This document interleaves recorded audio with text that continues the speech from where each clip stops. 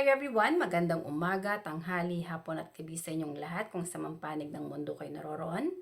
Ako nga palang muli si Lerma Novales Sarmiento, ang writer at author ng aklat na to na pinamagatang Life in 3 Parts.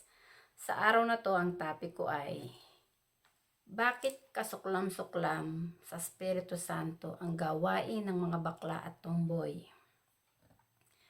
Una sa lahat, gusto kong ipabatid sa inyong katotohanan sa mga aral ni Kristo na tayong mga tao ay hindi nabubuhay dahil sa tinapay lamang o dahil sa pagkain na kinakain natin. Ang katotohanan, ang presensya ng Espiritu Santo ay nananahan sa ating katawan, sapagkat templo ng Espiritu Santo ang katawan ng tao at ang nagbibigay ng buhay sa ating mga tao ay mismo ang presensya ng Espiritu Santo. Ang katawan na walang Espiritu ay patay. Kung kaya sinabi ni Kristo na ang Panginoon ay dapat nating kilalanin at ibigin sa ating katawan. Dahil ang Espiritu ng Panginoon na nanan sa ating katawan ang siyang nagbibigay ng buhay sa atin. Hindi ang mga bagay na nakikita natin dito sa mundo. Ang buhay nating mga tao dito sa mundo ay may simula at katapusan. Sapagkat ang Espiritu ng Panginoon ay hindi nananahan magpakailanman sa katawan ng tao. Ang ating katawan ay pansamantalang tahanan ng ating kaluluwa na siya ring pansamantalang tahanan ng Espiritu Santo. Ang Espiritu Santo na nananahan sa katawan ni Kristo ay siya ring iisang Espiritu na nananahan sa katawan ng bawat tao. Ang Espiritu Santo ang nag-iisang Diyos at amang espiritual na siyang nagsugo kay Kristo para hikayatin ni Kristo ang mga tao na magsisi, tumalikod sa paggawa ng masama, nang sa gayon patawarin ng Espiritu Santo ang kanilang kasalanan at ang kanilang kaluluwa ay maligtas. Ang mga kaluluwang nanatiling mapagmataas, mayabang, na lumalapastangan hindi lang sa Espiritu Santo, kundi mismong sa templo rin ng Espiritu Santo, yung katawan nating mga tao. Na binababoy nila ang kanilang katawan dahil sa tawag ng kamunduhan at kalaswaan ay mga gawaing immoral na kasuklam-suklam sa Espiritu Santo na nananahan sa katawan nating mga tao. Bilang isang tinawag ng Espiritu Santo na maging tagapagsalita niya, ang layunin ko ay ipahayag ang mabuting balita patungkol sa Ebanghelyo ng Panginoon, ng Espiritu Santo. Dahil ang karunungan at kaalaman ni Kristo ay nagmula sa Espiritu Santo na naan sa katawan ni Kristo. Ang nagbibigay ng buhay sa akin ay ang Espiritu Santo na nanaan din sa aking katawan, ang siya ring tumawag sa akin para magsalita patungkol sa Kanya. Ang layunin ko ay ipakilala rin ang Espiritu Santo ang nag-iisang Diyos at amang espiritual na siyang dapat nating sambahin ng higit sa lahat, sapagkat ang Espiritu Santo ang simula at katapusan. Sinabi ni Kristo na bago pa man dumating ang katapusan, mahahayag muna yung mabuting balita patungkol sa kaharian ng Diyos Ama. Gusto kong ipabatid sa inyo ang katotohanan na ang Espiritu Santo ang nag-iisang amang espiritual at Diyos Ama na siyang nasa langit, na siyang nagsugo kay Kristo. At si Kristo ay naging tagapagsalita ng Espiritu Santo para ipakilala ni Kristo ng Espiritu Santo lang ang nag-iisang Espiritu at Diyos na siyang nananahan sa katawan ng bawat tao, na siyang nagbibigay ng buhay sa ating mga tao. At maliwanag din na sinabi ni Kristo na ang kasalanan na walang kapatawaran ay kapag nilapastangan ang Espiritu Santo. Ang katotohanan, si Kristo ay pinatay ng mga taong hindi naniniwala kay Kristo dahil hindi nila tinatanggap ang katotohanan sa mga aral ni Kristo na templo ng Espiritu Santo ang katawan ng bawat tao. Honestly, yung sinasabi ni Kristo na salita na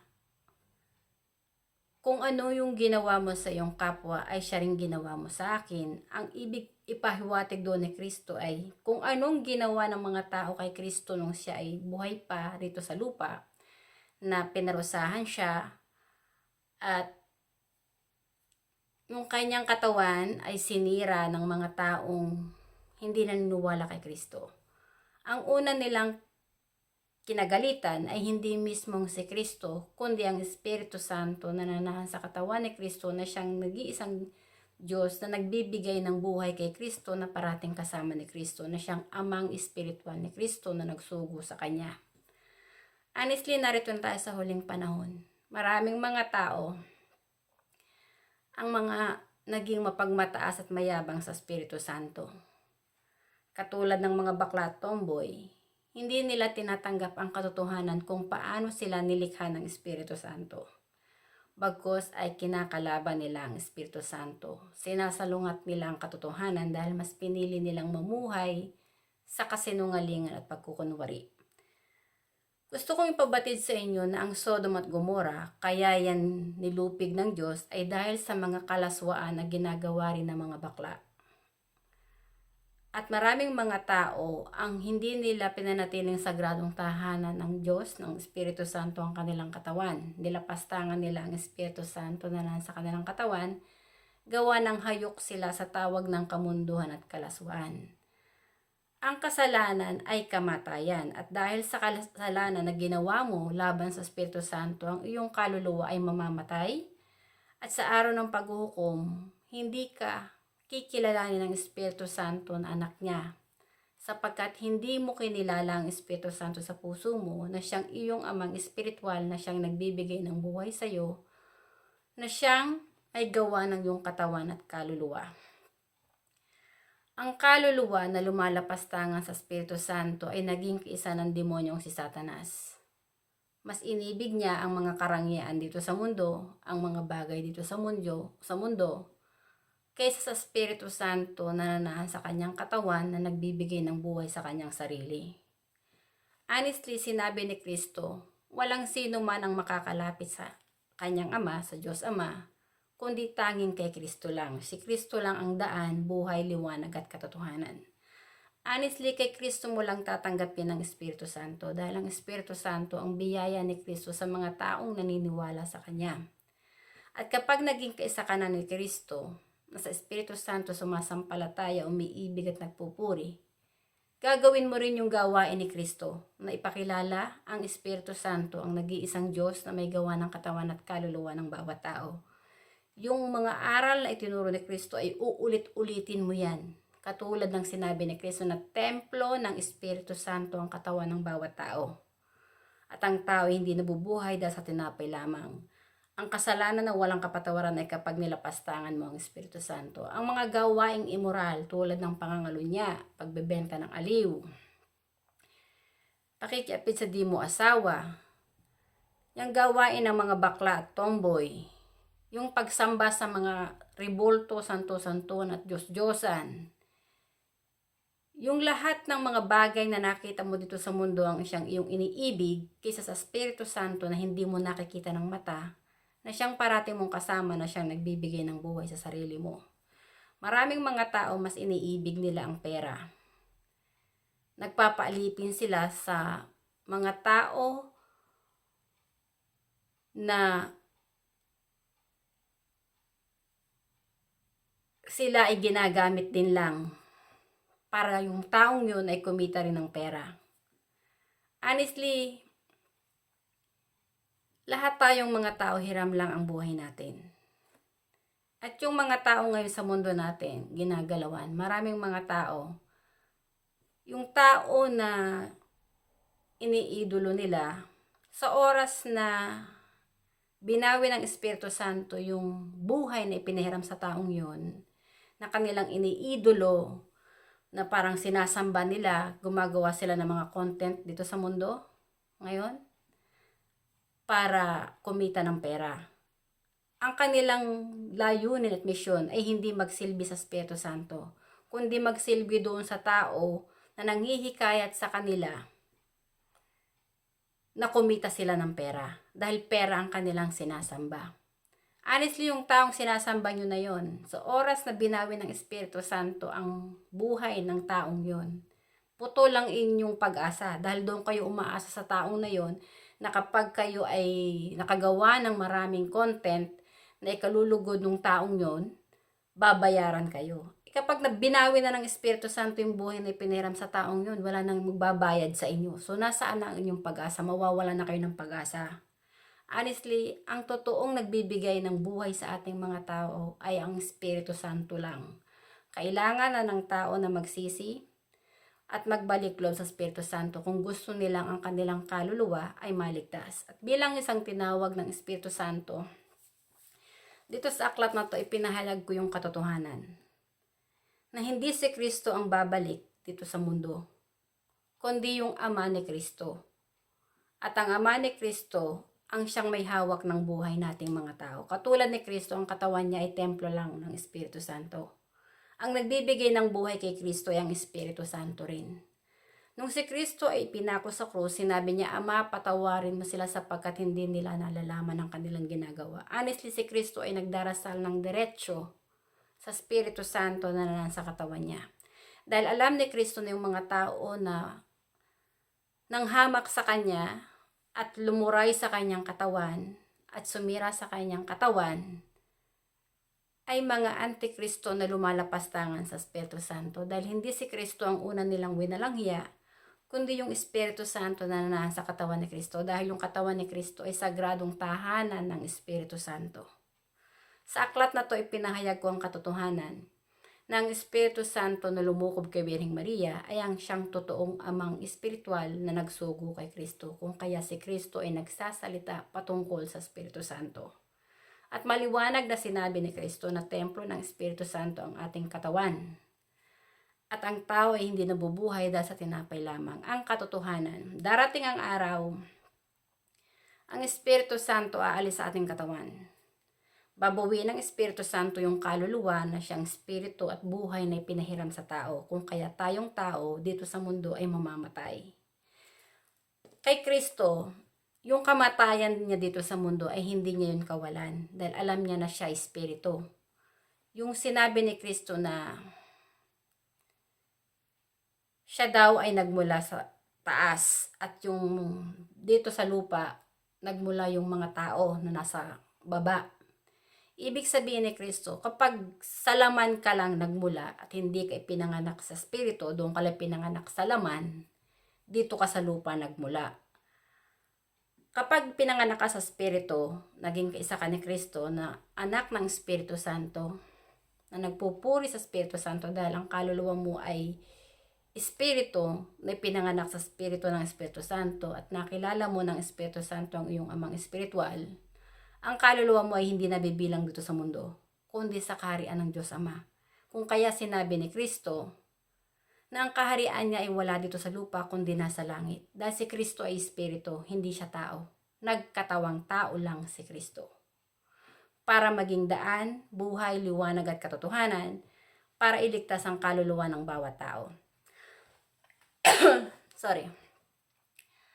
At bilang isang tinawag ng Espiritu Santo, ang layunin ko ay katulad ng kay Kristo. Sorry. Ang hikayatin din ang bawat tao na kilalanin nyo sa puso nyo na templo ng Espiritu Santo ang katawan nyo at ang Espiritu Santo ang nagbibigay ng buhay sa ating mga tao. At ang Espiritu Santo lang ang nag-iisang Diyos at amang espiritual na parating kasama natin na siyang gumagabay sa atin na nagbibigay ng buhay sa atin. Pero maraming mga tao ang nagpaampon kay Satanas, kung kaya ang puso nila ay nahiwalay sa Espiritu Santo. Hindi nila iniibig ang Espiritu Santo sa sarili nila, kundi si Satanas na ang kanilang dinudiyos dahil si Satanas ay may ugaling mapagmataas at mayabang din sa Espiritu Santo. At kapag naging mapagmataas at mayabang ka sa Espiritu Santo, ang ugali mo ay magiging katulad ng demonyong si Satanas. Lalapastanganin mo rin ang Espiritu Santo. Honestly, ang mga bakla at tomboy ay walang puwang sa langit. Dahil kinalaban nila ang Espiritu Santo na nasa katawan nila. Tumalikod sila sa Espiritu Santo at inibig nila yung mga kalaswaan at kamunduhan. Mas pinili nilang mamuhay sa kasinungalingan at pagkukunwari. Yung sagradong tahanan ng Espiritu Santo ay winawasak at sinisira ng mga bakla tomboy. na hindi nalalaman ng mga bakla at tomboy na ang Espiritu Santo na nasa katawan nila ang siyang nagbibigay ng buhay sa sarili nila. At ang Espiritu Santo ang katapusan dahil siya yung Alpha at Omega. Ang ibig sabihin ng Alpha at Omega ay simula at katapusan. Ang Espiritu Santo ang sa simula na siyang lumikha ng langit at lupa. Na siya ring lumikha sa tao sa pamamagitan ng kanyang espiritu. Ang espiritu na tinanggap natin sa Espiritu Santo ay ang ating kaluluwa. Yun yung totoong kawangis ng Diyos Ama na siyang isinalba ni Kristo sa kasalanan para wag mamatay. Pero kung ang tao ay hindi magsisisi at hindi tatalikod sa paggawa ng masama, hindi magbabalik loob sa Espiritu Santo, hindi sila maililigtas ni Kristo. Dahil hindi sila patatawarin ng Espiritu Santo, kung kaya sinabi ni Kristo na hindi lahat ng tumatawag sa Diyos ay maliligtas.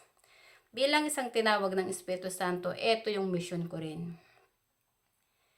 Ipakilala na ang Espiritu Santo lang ang nag-iisang Espiritu at Diyos na siyang may gawa ng katawan at kaluluwa ng bawat tao. At sa araw ng paghukom, ang Espiritu Santo maghuhukom sa bawat kaluluwa. Alam at kilala ng Espiritu Santo kung sino yung tupa niya na naging kaisa ni Kristo, na nagpupuri, sumasampalataya at umiibig sa Kanya. Alam din ng Espiritu Santo yung mga kaluluwang suwail na naging kaisa ng demonyong si Satanas na sumisira sa kanyang templo. Dahil yung mga tao na namumuhay sa pagkukunwari, sa kasinungalingan, mas iniibig nila ang pera kaysa sa Espiritu Santo, mas iniibig nila ang kanilang sarili kaysa sa Espiritu Santo, ay mga antikristo na lumalapastangan sa Espiritu Santo. Honestly, narito na tayo sa huling panahon. Yung mga babala ni Kristo na magaganap bago pa man dumating ang katapusan, sinabi niya na magkakaroon daw ng labanan ang bawat nasyon, which is nangyayari yan sa ating mundong ginagalawan, sa realidad ng ating mundong ginagalawan. Kahit pa noong unang simulang-simula pa sa Old Testament, makikita mo na yung mga taga-Ehipto at taga-Jerusalem naglalaban-laban ng mga tao. At noong World War I, nagkagulo ang bawat nasyon, naglaban-laban. Sa World War II, ganun din. Ngayon sa mundong ginagalawan natin, yung ating panahong kasalukuyan, may labanan pa rin nagaganap na ang bawat nasyon ay hindi nagkakaunawaan dahil naglalaban-laban sila at nagpapataasan.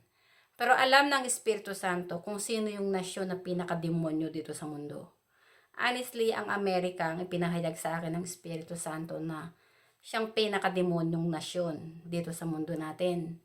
Dahil ang Amerika, kung magbabalik tanaw kayo sa mga nakaraan, sa history, sa ating mundo, noong World War I, ang Amerika ang magaling manakop.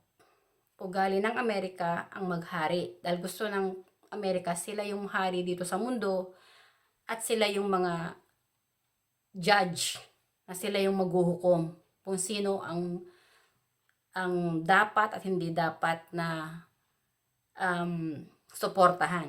Pero honestly, ang Amerika, magaling niyang manggamit.